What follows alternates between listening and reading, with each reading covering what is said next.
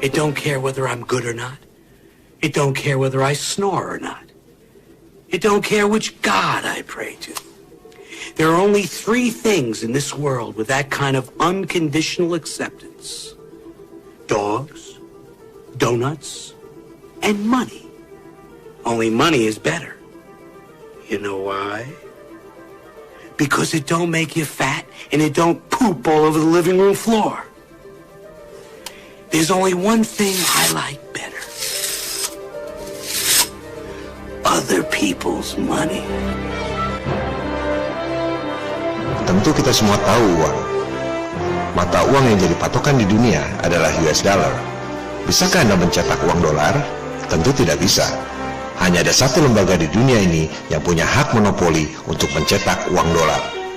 Bank Sentral AS, yakni Federal Reserve Bank. Jika kita mengatakan bahwa bumi ini datar, NASA berbohong, satelit adalah scam, tentu sebagian besar orang tidak percaya. Sekarang, sekalian kita katakan bahwa Federal Reserve yang punya hak monopoli untuk mencetak dolar itu adalah swasta, bukan pemerintah Amerika Serikat. Orang pasti lebih tidak percaya.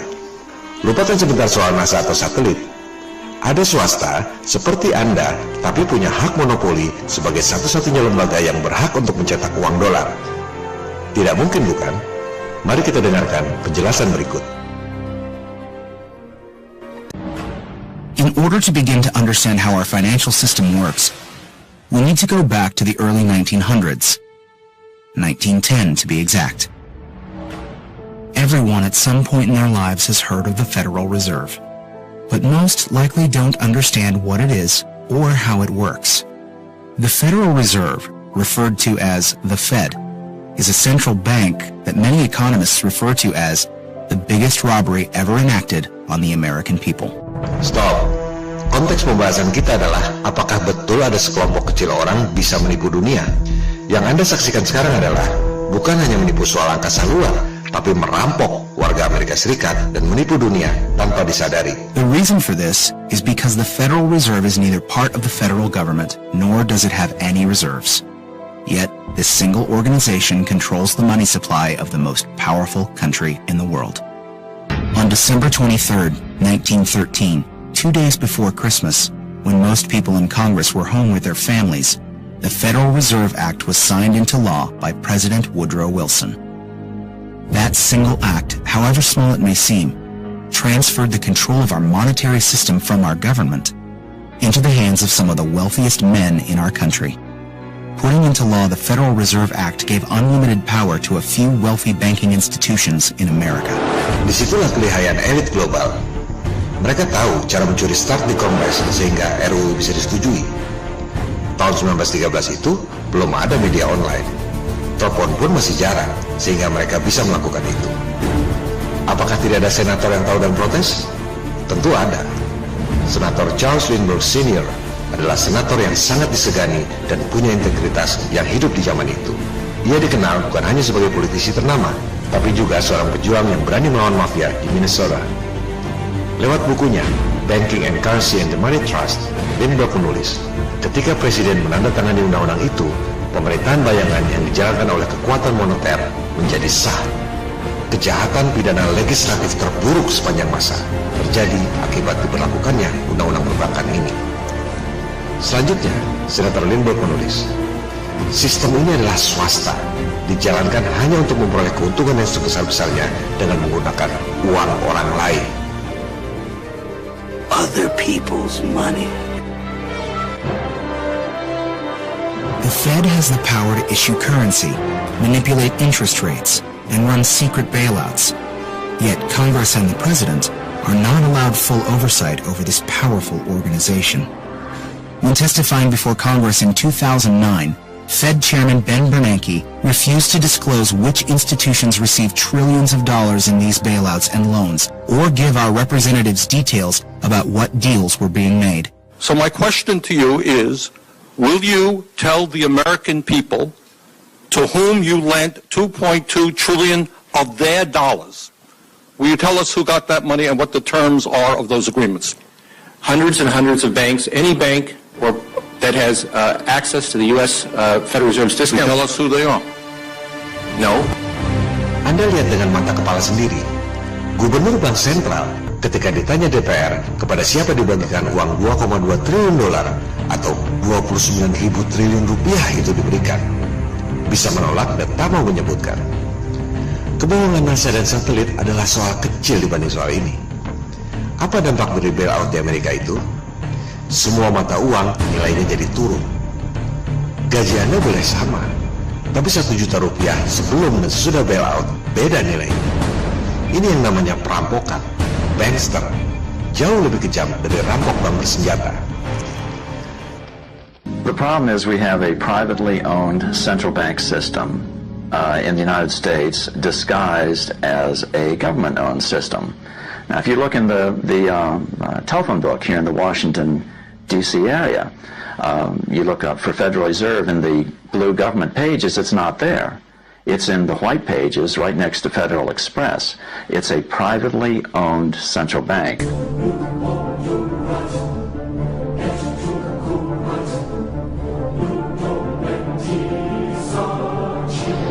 Well, first of all, the Federal Reserve is an independent agency, and that means basically that there is no other agency of government which can overrule actions that we take.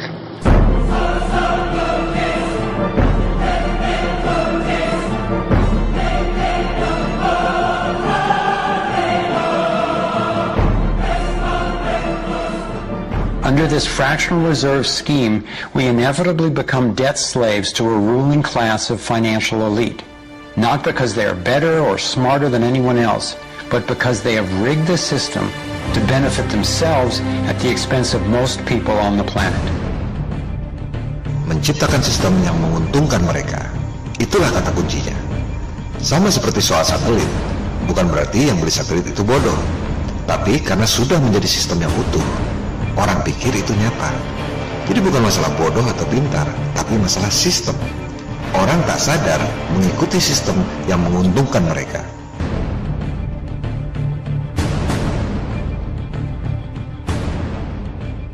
This historic change of power in America is again why many economists refer to it as the biggest robbery ever enacted on the American people. Bukan saya ngomong loh. 2 kali kalimat itu dia katakan. Ketika di episode 6 saya mengatakan NASA mencuri uang Anda, mungkin banyak yang kaget. Sekarang Anda lihat sendiri, elit global bukan cuma mencuri dari biaya telkom mahal yang Anda bayar, tapi mereka merampok uang pajak warga Amerika. Mereka mampu melakukan itu. Masih heran mereka bisa bohong soal NASA dan angkasa luar? Mereka tidak peduli dengan Anda, tidak peduli dengan kita, bahkan tidak peduli dengan warga Amerika Serikat. Ini adalah politik, cara memperoleh tujuan, yaitu bangkrutnya semua negara di dunia, hancurnya semua agama di dunia, agar tunduk pada tatanan dunia baru di bawah kaki mereka, New World Order.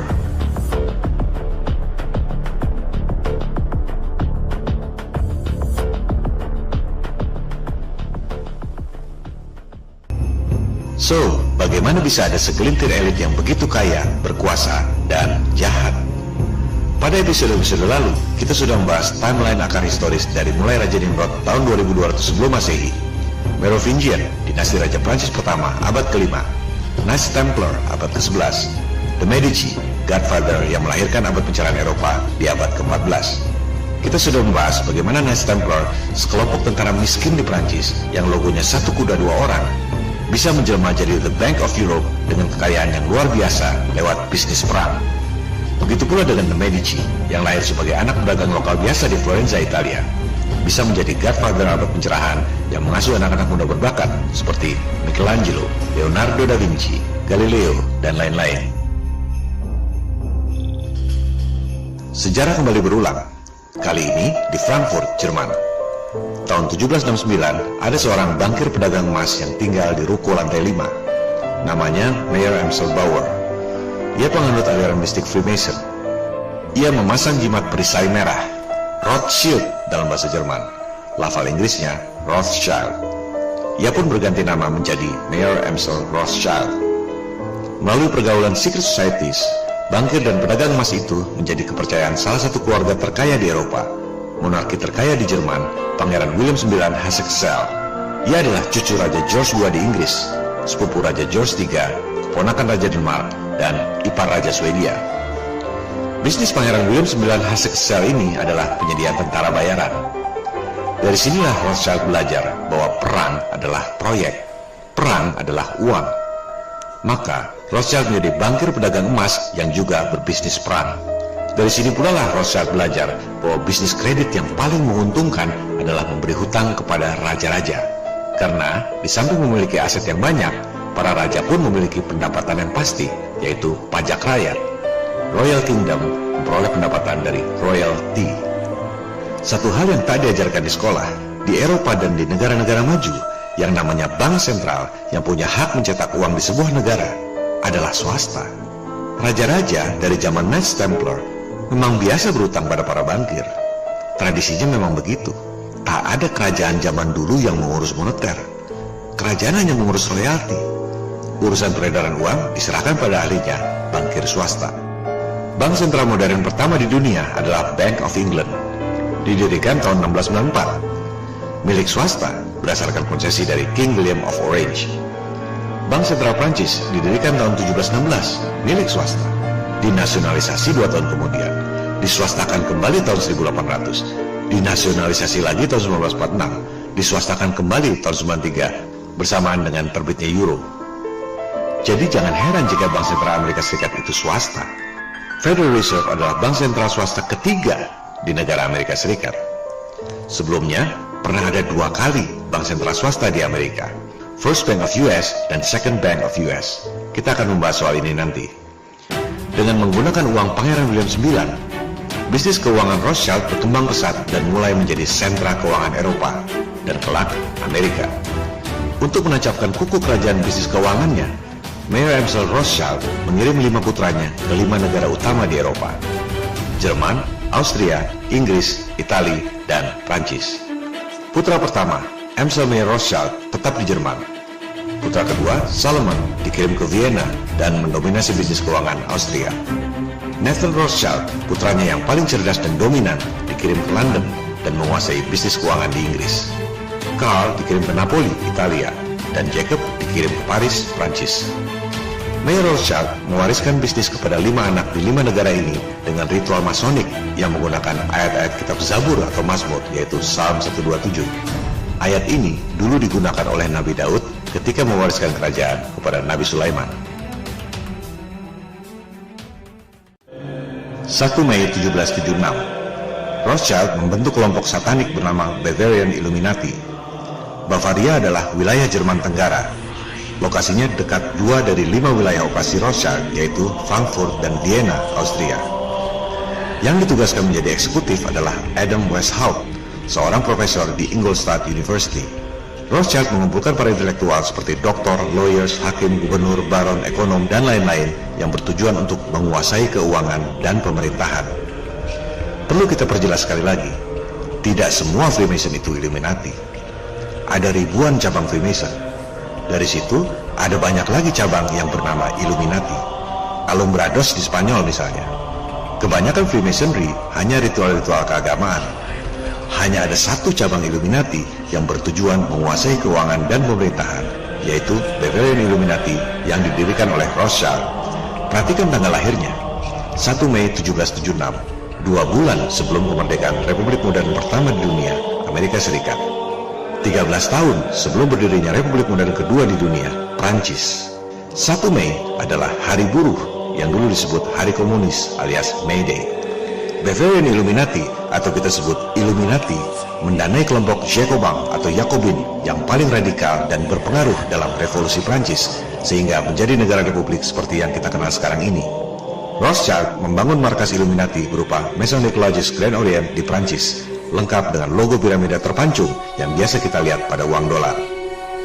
Illuminati menggunakan cabang-cabang Freemason yang lain untuk melaksanakan tujuannya. Rencana makar secret societies ini terbongkar. Organisasi Bavarian Illuminati dibubarkan oleh pemerintah Jerman 1785. Secara organisasi, Illuminati sudah tidak ada. Tak ada kantornya, tak ada pegawainya, dan lain-lain.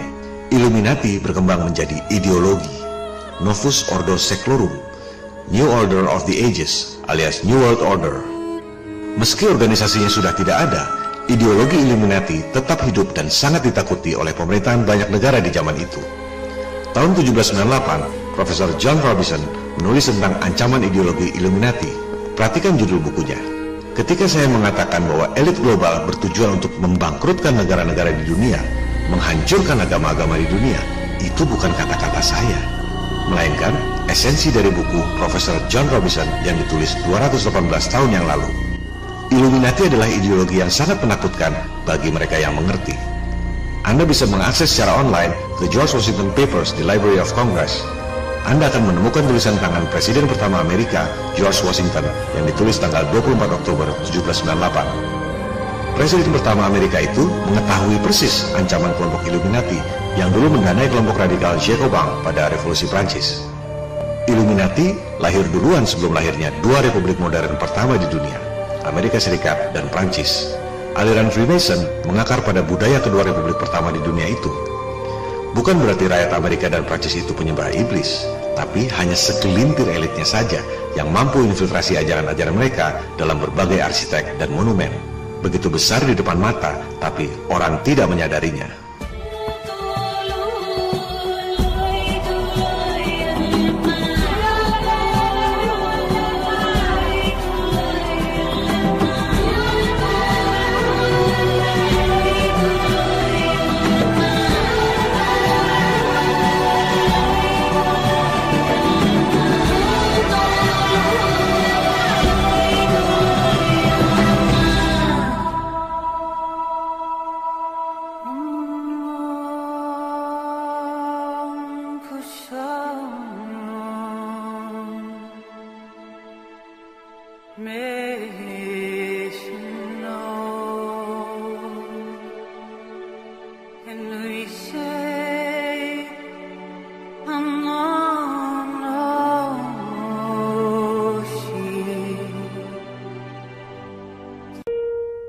Anda lihat sendiri tulisan tangan Presiden George Washington yang disimpan di Library of Congress. Illuminati adalah ancaman yang nyata, menghancurkan agama-agama dan negara-negara di dunia untuk menguasai keuangan dan pemerintahan. Zaman itu, orang melihat sendiri bagaimana Illuminati sukses mendanai kelompok Jacobin sehingga berhasil mendirikan Republik Prancis. Mengapa Illuminati ingin menggulingkan pemerintahan? Supaya dapat konsesi. Bank Sentral Prancis, milik swasta yang dinasionalisasi tahun 1718, diswastakan kembali tahun 1800 akibat revolusi, milik Rothschild. Dari situ keluar ungkapan Rothschild yang terkenal, "Berikan saya hak untuk mencetak uang negara, saya tak peduli siapa pemerintahnya." Dari bisnis bank sentral yang punya hak monopoli cetak uang negara, dikombinasi dengan bisnis perang untuk menggulingkan pemerintahan, kekayaan Rothschild sudah tidak terbendung. Ketika perang Napoleon meletus, Rothschild mendanai kedua pihak yang berperang. Nathan Rothschild di London membiayai Inggris lewat hutang. Jacob Rothschild di Paris membiayai pihak Napoleon lewat hutang. Rothschild bertaruh di atas dua kuda yang berperang. Pihak manapun yang menang, Inggris atau Prancis, sudah pasti Rothschild yang menang. Bank sentral pertama di Amerika didirikan tahun 1791, The First Bank of US, milik Rothschild. Konsesi 20 tahun sampai 1811. Rothschild masuk lewat agennya, yaitu Alexander Hamilton, Menteri Keuangan Amerika pertama di era Presiden George Washington. Dari sejak berdiri sebagai negara republik, Bank Sentral Amerika tahun 1791 adalah swasta. Tiap dolar yang dicetak adalah utang pemerintah Amerika kepada para bankir swasta. Sejak Republik Amerika Serikat berdiri. Ini bukan kata saya, Anda baca sendiri, itu kata Departemen Keuangan Amerika. Semua data ada di depan mata, tapi kebanyakan orang ignorant. Tahun 1811, konsesi 20 tahun First Bank of US berakhir. Pemerintah Amerika Serikat tak mau memperpanjang konsesi bank sentral swasta. Apa yang terjadi? Inggris menyerang Amerika. Nathan Rothschild di London mengatakan, kasih pelajaran pada bangsa Amerika yang tidak patuh itu. Kembalikan mereka ke status negara jajahan. Puncak-puncaknya adalah Gedung Putih dibakar tahun 1814. Ini bukan lukisan fiksi, tapi lukisan sejarah. Rothschild menang. Maka dibentuklah The Second Bank of US, bank sentral swasta kedua, tahun 1816. Konsesi 20 tahun sampai 1835, milik Rothschild.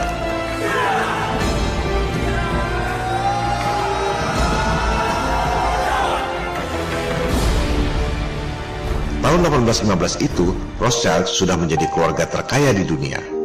Tidak tertandingi, tapi ambisinya belum selesai. Berikan saya hak untuk mencetak uang negara, saya tak peduli siapa pemerintahnya. Itulah ideologi Illuminati. Bank sentral Inggris, Prancis, dan Amerika belum cukup untuk Rothschild. Ia ingin membuat mata uang tunggal Eropa. Ia tahu semua negara di Eropa berutang padanya. Itu yang menjadi kekuatan Rothschild untuk menekan agenda pembentukan mata uang tunggal Eropa. Lewat Kongres Vienna 1814-1815, Rothschild mengundang raja-raja Eropa untuk membentuk mata uang tunggal Eropa. Ketika euro beredar tahun 1993, banyak orang kaget. Padahal Rothschild sudah berusaha mewujudkannya 180 tahun sebelumnya. Semua raja di Eropa sulit menolak proposal Rothschild karena semua raja berhutang padanya. Kecuali satu, Tsar Alexander I Rusia yang tak pernah punya hutang padanya. Tsar menolak proposal Rothschild. Maka rencana penerbitan euro tahun 1819 pun kandas. Rothschild bersumpah akan membunuh Tsar beserta keluarganya. Sumpah Rothschild ini terwujud 102 tahun kemudian. Tsar Nicholas II beserta keluarganya dibunuh oleh rejim komunis binaan Rothschild.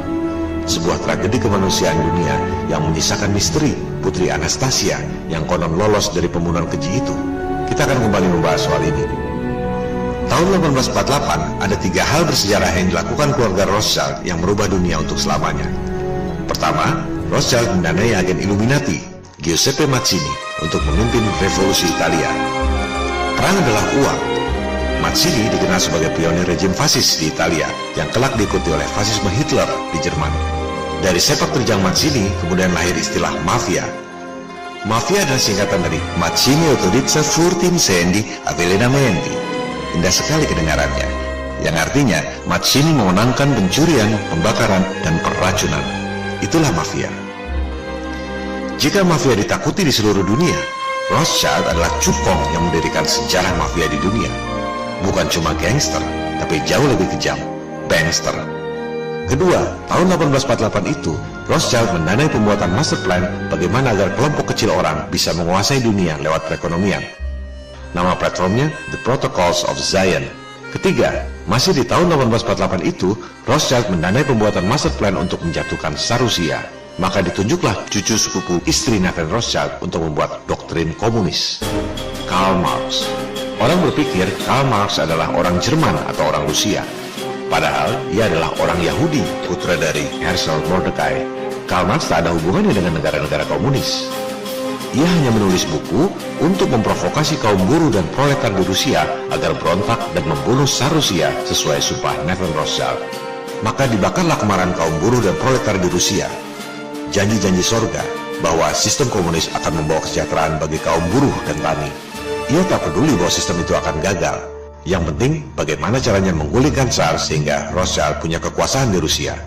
Karl Marx menciptakan janji sorga komunisme di dunia lewat 2 buku, yaitu The Communist Manifesto dan Das Kapital. Buku itu jadi buku standar paham komunis di seluruh dunia. Padahal Karl Marx tak pernah menginjak negeri komunis. Coba Anda cek, Karl Marx menulis buku The Communist Manifesto di Brussel, Belgia, tahun 1848. Kemudian Karl Marx menulis buku Das Kapital di London 1867, markas keturunan Nathan Rothschild. Dan akhirnya Karl Marx membentuk First International Communism di London lagi. Jadi jangan heran jika Soviet dan Amerika kompak membom nuklir langit selama 4 tahun. Jangan heran jika Soviet diam saja masa berbohong pergi ke bulan. Mereka adalah 2 sisi dari koin yang sama, Illuminati. Para elitnya, bukan seluruh rakyat. Kebohongan NASA dan satelit tak ada apa-apanya dibanding kebohongan dan kejahatan elit global lainnya. The Antichrist, Al-Masih Ad-Dajjal.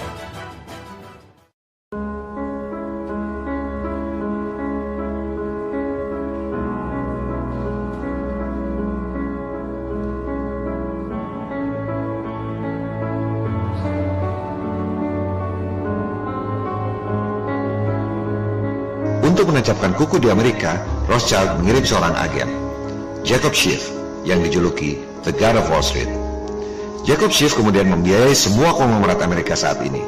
Rockefeller, JP Morgan, Citibank, Wells Fargo, US Steel, semua lahir dari tangan agen Rothschild yang brilian ini. Jacob Schiff, The God of Wall Street.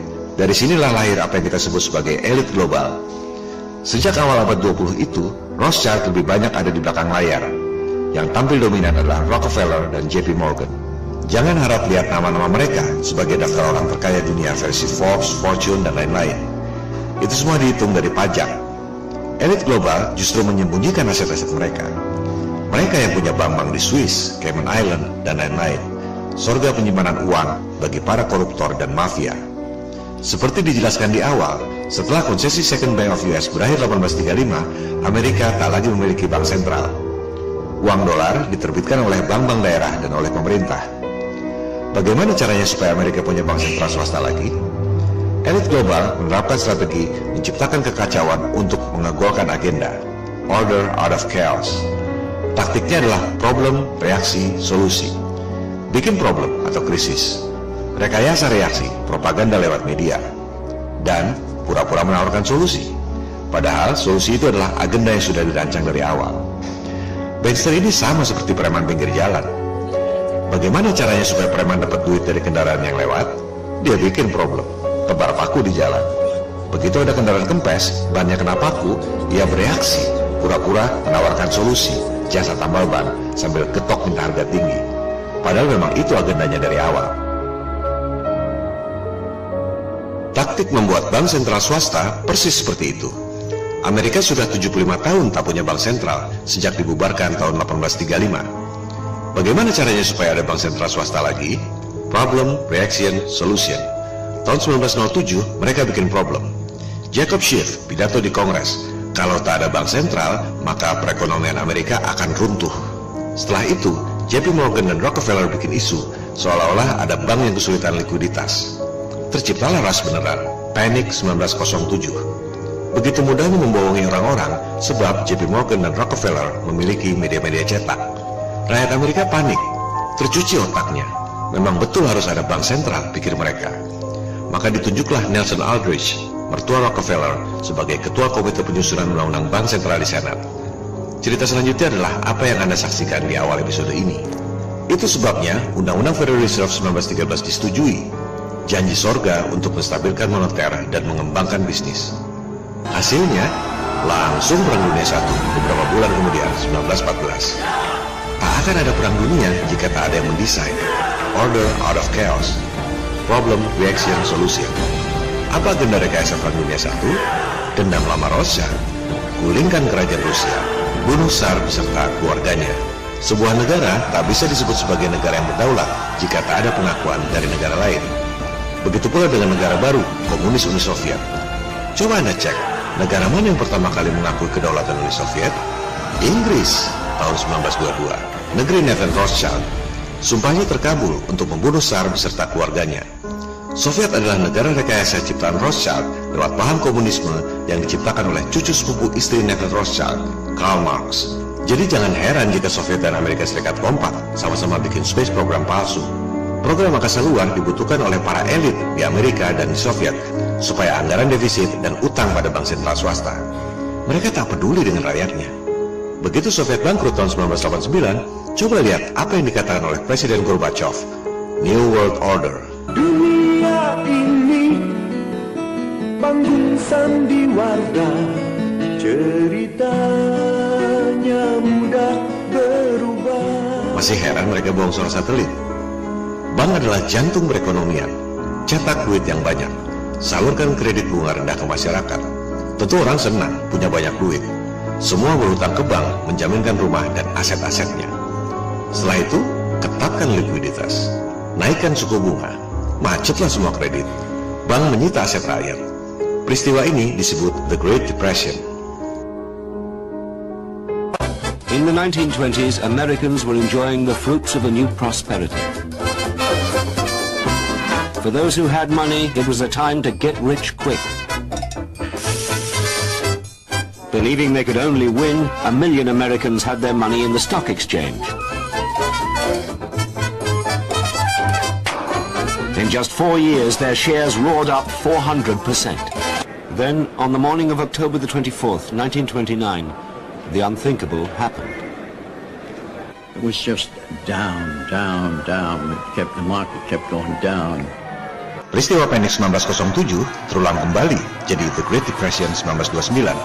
Krisis ekonomi diciptakan dengan menarik uang dari peredaran. The tremendous crowds which you see gathered outside the stock exchange are due to the greatest crash in the history of the New York Stock Exchange in market prices. Krisis ekonomi diciptakan dengan menarik uang dari peredaran. Jurusnya itu juga. Mereka dengan mudah bisa melakukan itu berulang-ulang karena kita semua adalah pelupa yang naif. The crash affected people far beyond Wall Street. The greatest victims were not the wealthy, but working people around the world.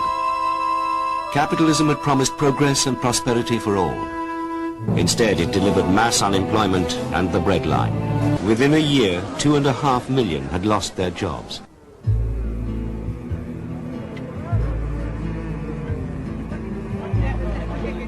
Laid-off men were driven to despair, victims of a process they couldn't understand.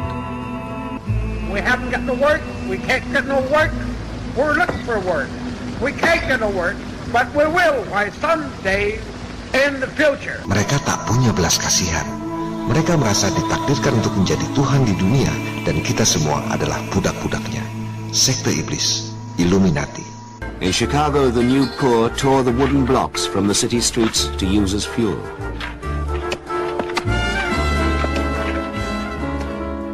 Amerika sudah bangkrut dari tahun 1929. Katanya Bank Sentral didirikan tahun 1913 untuk menjaga perekonomian.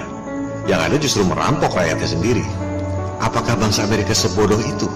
Bukan masalah bodoh atau pintar, tapi karena percaya dan mengikuti sistem yang dibuat oleh elit global yang sengaja dirancang untuk menguntungkan mereka dengan merugikan semua umat manusia di dunia. Waktu Great Depression 1929-1933 itu, para petani memanggul senapan untuk melawan bankir yang datang untuk menyita aset mereka.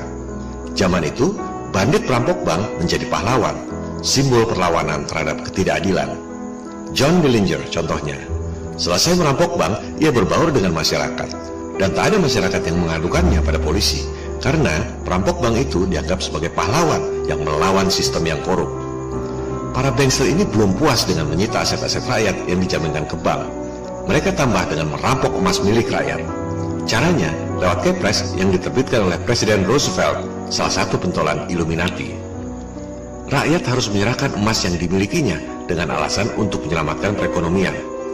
Ancaman hukuman penjara 10 tahun. Ini adalah perampokan yang luar biasa. Kebohongan NASA dan satelit tak ada apa-apanya dibanding semua ini. Di era Presiden Roosevelt inilah, tahun 1933, diterbitkan lembaran dolar baru yang masih digunakan sampai sekarang. Piramida terpancung, All Seeing Eye, Dajjal bermata satu.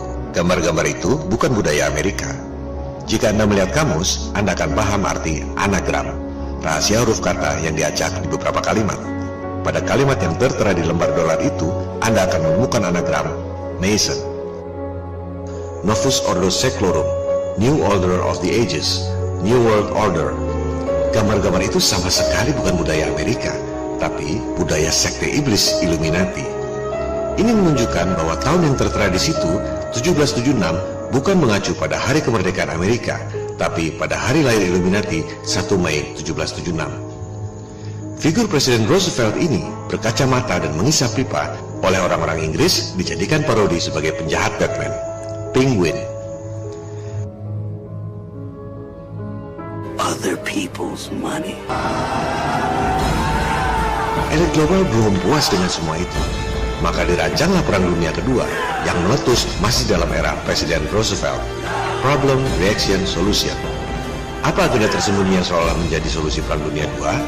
Dibentuklah 3 badan yang suci dari yang suci dunia saat ini. The Holy of Holies, PBB, World Bank, dan IMF. Kebohongan NASA dan satelit tak ada apa-apanya dibanding ini. Coba Anda perhatikan, setelah berdirinya PBB 1945, justru lebih banyak perang yang terjadi. Perang Israel-Palestina, Perang Korea, Perang Vietnam, Perang Kongo, Zanzibar, Ethiopia, Bosnia, Perang Teluk, terlalu banyak untuk disebutkan satu persatu. Perang adalah uang, proyek besar bagi kontraktor perang dan industri militer. Dengan adanya perang, anggaran negara menjadi defisit, utang pada bank sentral swasta. Perang adalah strategi jitu untuk pemusnahan ras, genocide, depopulasi, program penyedikitan umat manusia. Itu sebabnya Presiden kita, Soekarno, keluar dari PBB tanggal 7 Januari 1965 karena ia tahu lembaga yang suci dari yang suci itu adalah sandiwara belaka. Perpanjangan tangan dari para elit yang ia sebut sebagai neokolonialisme dan imperialisme, penjajahan gaya baru. Gedung PBB yang megah di New York itu dibangun di atas tanah hibah dari Rockefeller tahun 1948 sebagai hadiah atas pengakuan PBB terhadap negara boneka Israel yang didirikan oleh para elit untuk memecah belah dua saudara keturunan Nabi Ibrahim, Bani Ismail dan Bani Israel. Coba Anda perhatikan, sejak ada World Bank dan IMF 1945, justru lebih banyak krisis ekonomi yang terjadi. Padahal jurusnya sama saja. Krisis ekonomi diciptakan dengan menarik uang dari peredaran. Persis seperti yang terjadi pada Panic 1907 dan The Great Depression 1929. Semua orang tahu, krisis moneter Asia 1998 terjadi akibat ulah spekulan. Mereka tak peduli mata uang Asia hancur, pabrik-pabrik tutup, PHK dan pengangguran. Dan betapa naifnya ketika George Soros datang ke Indonesia, orang menyambutnya dengan karpet merah dan mengeluh-elukannya sebagai orang kaya yang sukses. Ketika terjadi lagi krisis 10 tahun kemudian, 2008, orang sedunia kaget lagi. Padahal jurusnya itu juga. Ekonomi dibiarkan menggelembung, setelah itu dibuatkan memicu hingga semuanya runtuh. Sampai kapan kita mau jadi pelupa yang naif? NASA adalah bagian kecil dari sistem yang besar. Jadi bukan tiba-tiba NASA bohong sendirian. NASA adalah bagian dari konspirasi global. Mesin untuk membuat anggaran negara defisit sehingga harus hutang tiap tahun pada bank sentral swasta. NASA juga merupakan mesin bisnis yang ampuh, mengeruk duit rakyat sedunia lewat berbagai ilusi teknologi komunikasi. Jadi jangan salahkan orang yang beli satelit. Mereka beli dengan uang sungguhan, bukan bikin sendiri. Bagi elit global, jangankan cari uang dengan menipu satelit. Emas milik rakyat Amerika pun mereka jarah terang-terangan tahun 1933. Jangankan menipu satelit di angkasa yang tidak kelihatan, duit dolar di dompet Anda pun mereka bisa kibuli. Anda pikir dolar itu uang yang di-backup dengan emas, mata uang yang paling terpercaya di seluruh dunia. Padahal itu adalah surat utang kepada bank sentral swasta. Apa sasaran akhir dari elit global, Illuminati? Apa yang akan mereka lakukan dengan hutang-hutang negara yang sudah pasti tak akan bisa dibayar? Itu akan dijadikan senjata untuk memaksakan deal baru, mata uang tunggal dunia di bawah sistem yang mereka ciptakan. New World Order, One World Currency, One World Government. Mereka akan menanamkan chip di tubuh Anda. Paspor, kredit card, asuransi, dan riwayat kesehatan dimasukkan dalam chip itu sehingga Anda tak bisa menolaknya. Inilah yang dimaksud dengan Mark of the Beast. Jangan pikir ini science fiction. FDA di Amerika sudah menyetujui sistem chip ini. Jika melalui pemaparan ini Anda masih merasa bahwa PBB, World Bank, IMF, NASA adalah lembaga yang suci dari yang suci, lembaga penyelamat dunia yang terpercaya, maka pemaparan ini bukan untuk Anda. Silakan pegang apa yang Anda percaya. Tentang konspirasi bumi datar ini, tak ada yang memaksa Anda untuk percaya, dan tak ada yang berhak melarang Anda untuk percaya. Tak perlu bermental fasis seperti Hitler yang semua orang harus setuju dengan pendapatnya sendiri. Bebas-bebas saja. 90% adalah followers, mengikuti saja apa kata mayoritas dan otoritas. Yang membuat perubahan bukan followers yang mayoritas itu, melainkan justru sekelompok kecil orang. Jika lewat pemaparan ini Anda merasa bahwa mungkin ada kebohongan yang diterapkan dalam sistem, barulah kita membahas soal flat earth. Jadi berangkatnya dengan mempertanyakan sistem yang ada sekarang dulu, bukan tiba-tiba mengajukan teori baru. Flat earth adalah simbol perlawanan terhadap sistem yang zalim.